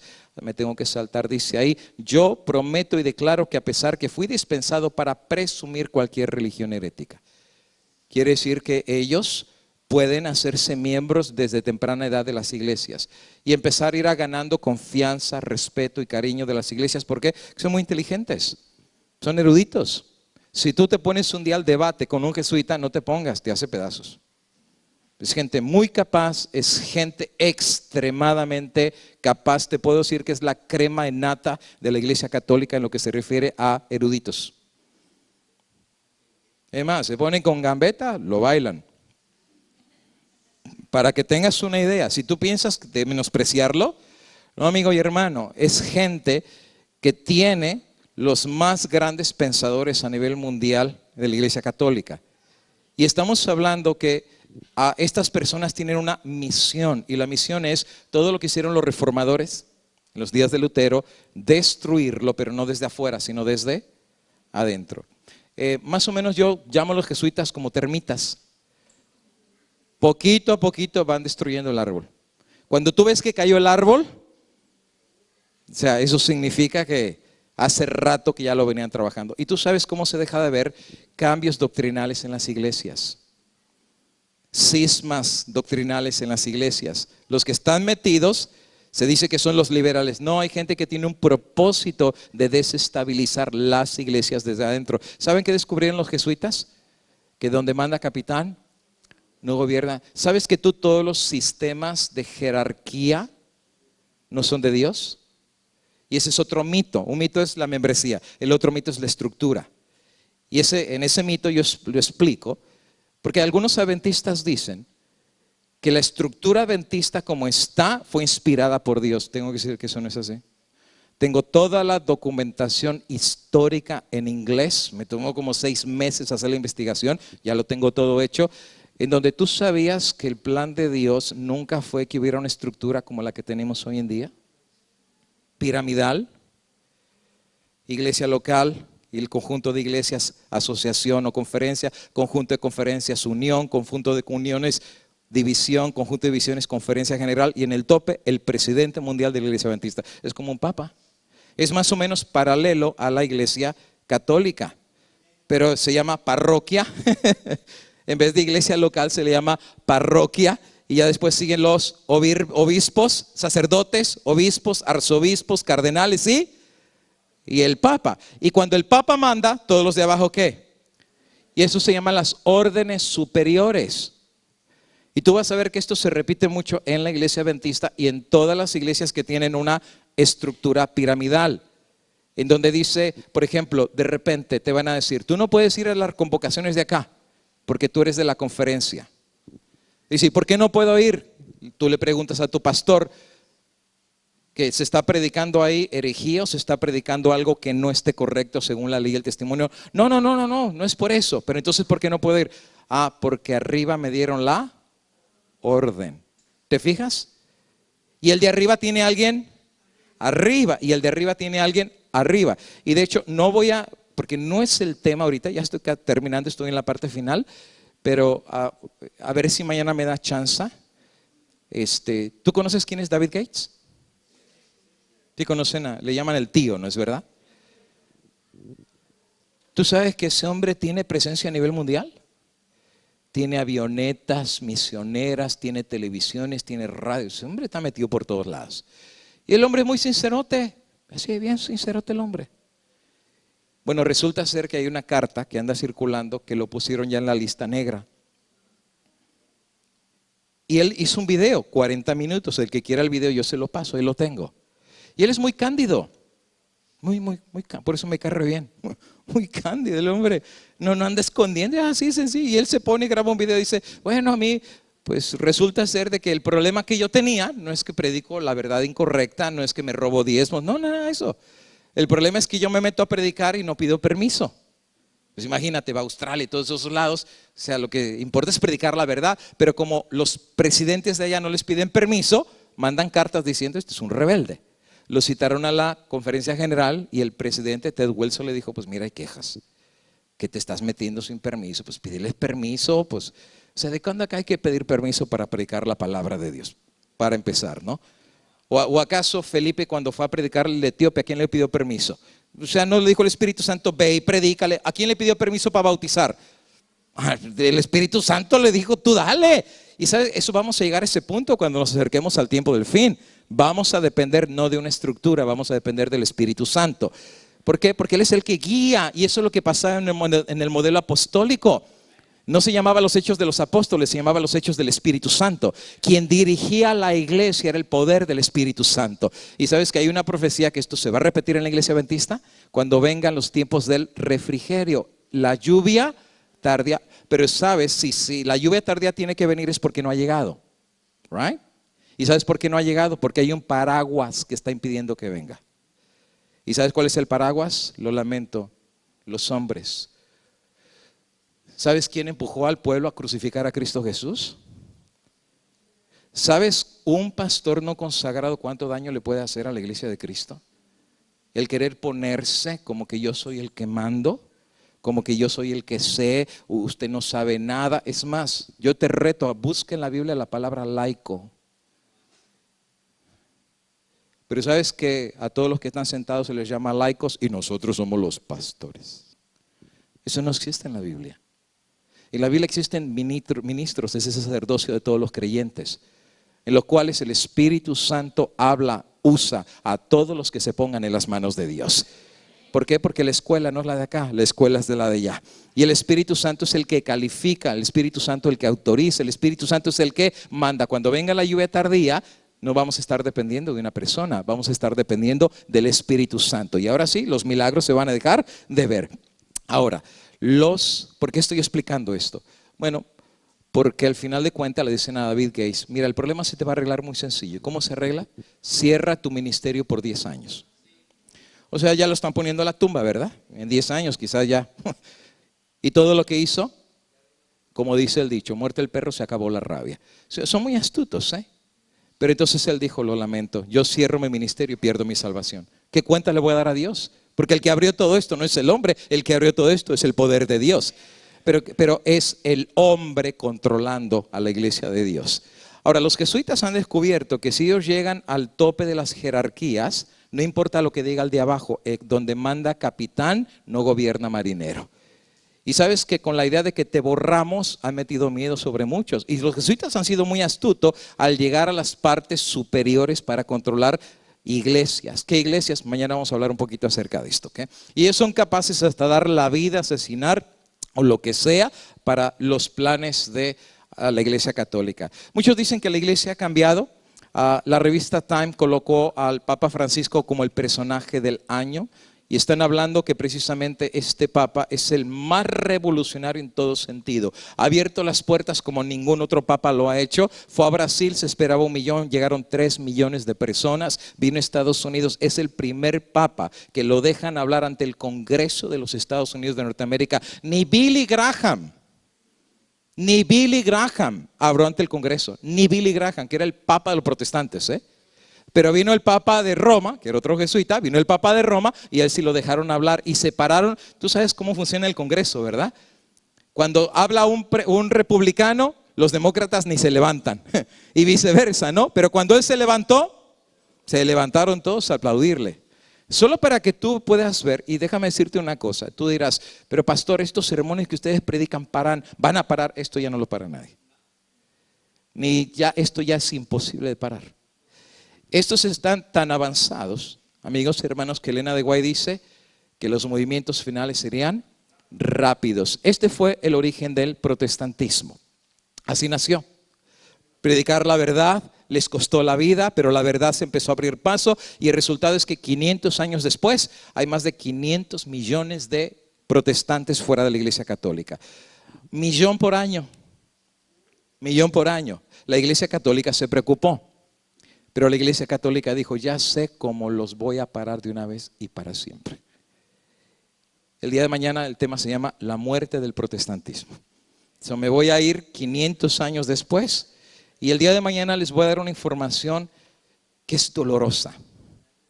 Porque muchos no lo saben, pero ya el protestantismo se murió.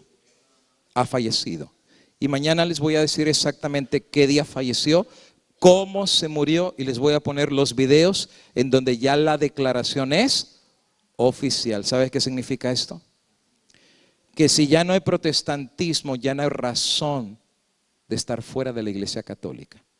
Y están planificando, amigo y hermano, que todos los que salieron de la iglesia o los que salimos, regresemos.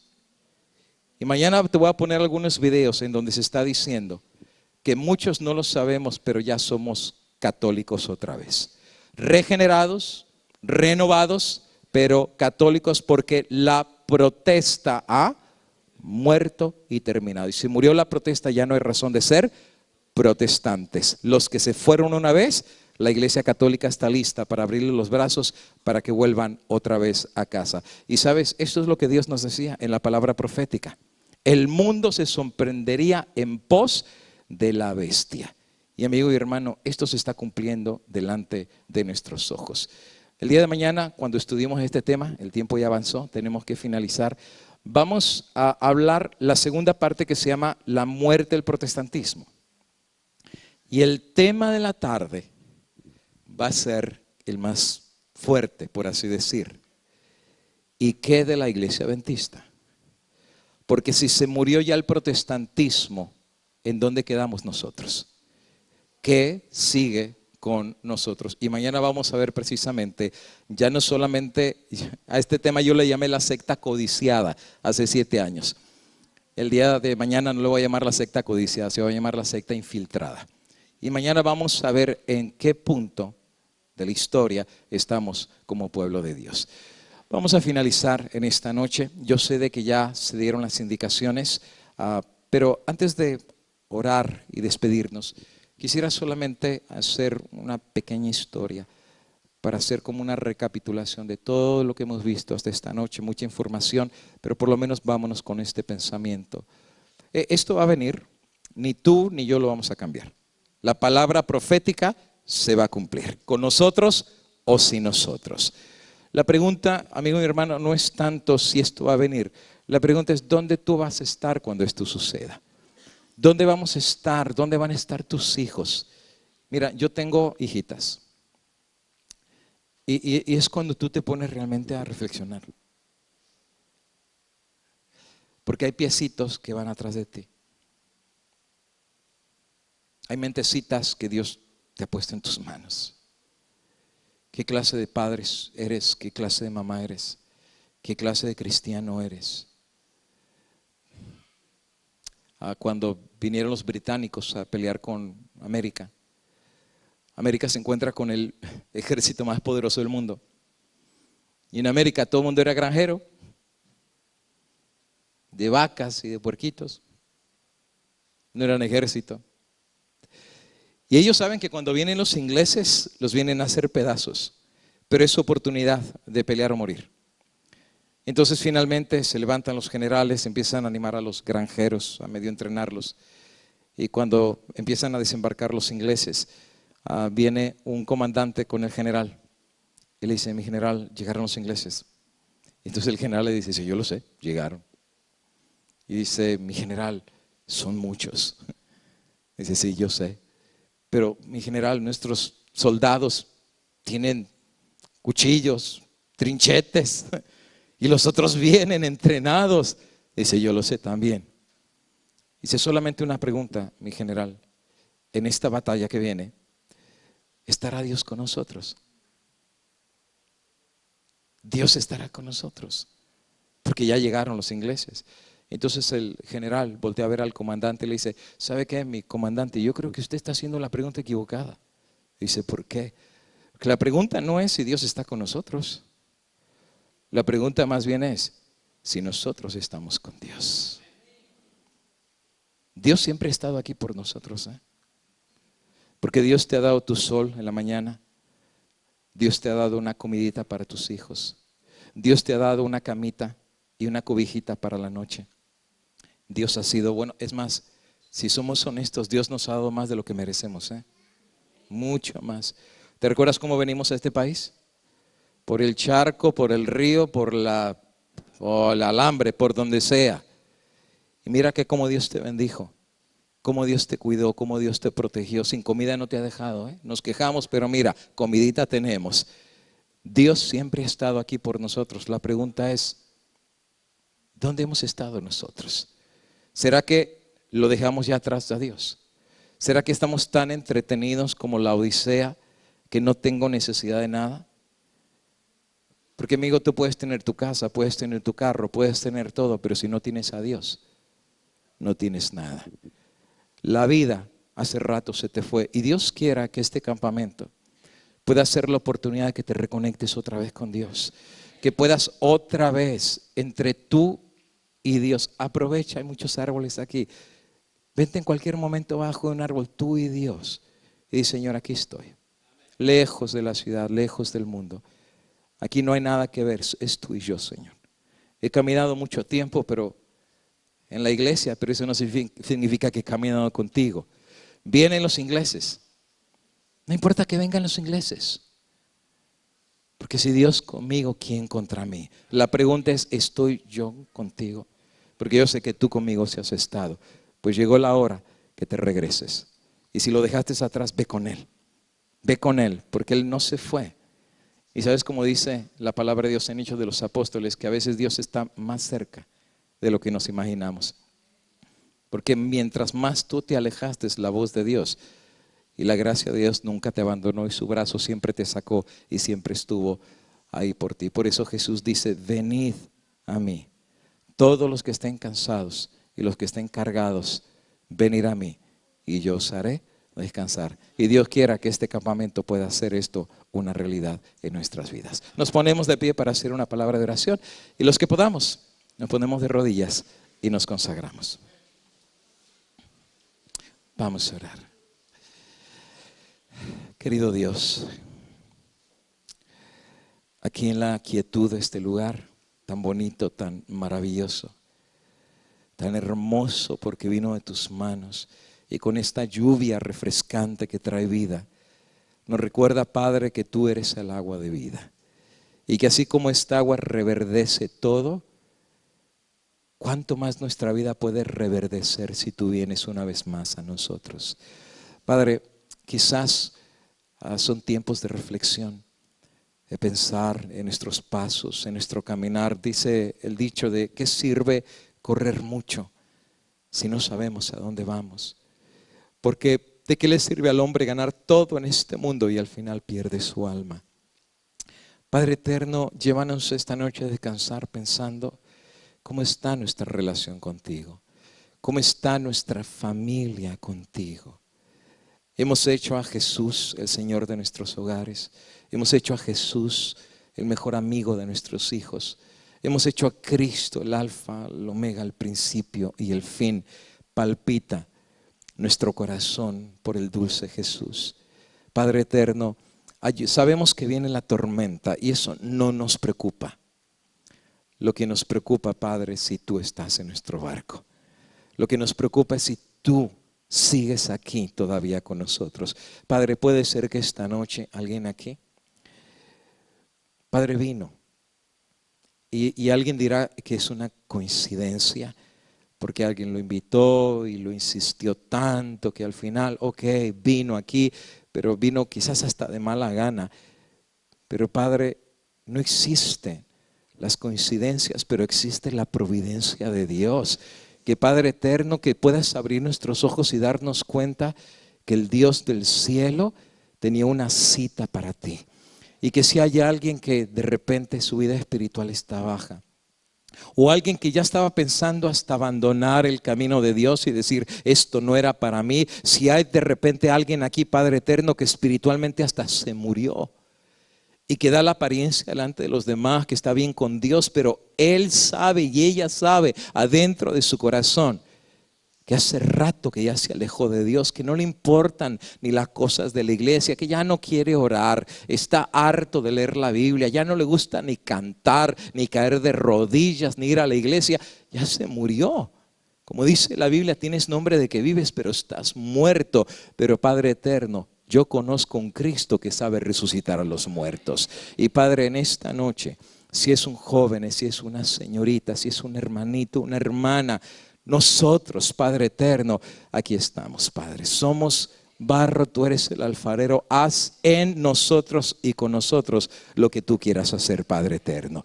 Y al irnos a descansar esta noche, danos la bendición de tu paz. Esa paz, Padre, de saber que si tú estás con nosotros y nos aceptas así de malos, y nos aceptas de pecadores, y nos abrazas con tu manto de justicia y nos tomas de la mano y nos prometes estar con nosotros. Señor, no tenemos nada que temer. Vamos a descansar en paz, porque si Dios con nosotros, ¿quién contra nosotros? Que Dios nos bendiga, que Dios nos guarde, que Dios de ti y de mí tenga misericordia, que Dios haga resplandecer su maravilloso rostro sobre ti y sobre mí, y sobre todas las cosas que Dios pueda poner en ti y en mí, la dulce paz que solo Cristo puede dar. Y en ese bendito nombre que está sobre todo nombre, en el dulce nombre de Jesús, lo pedimos y todos juntos decimos amén, amén.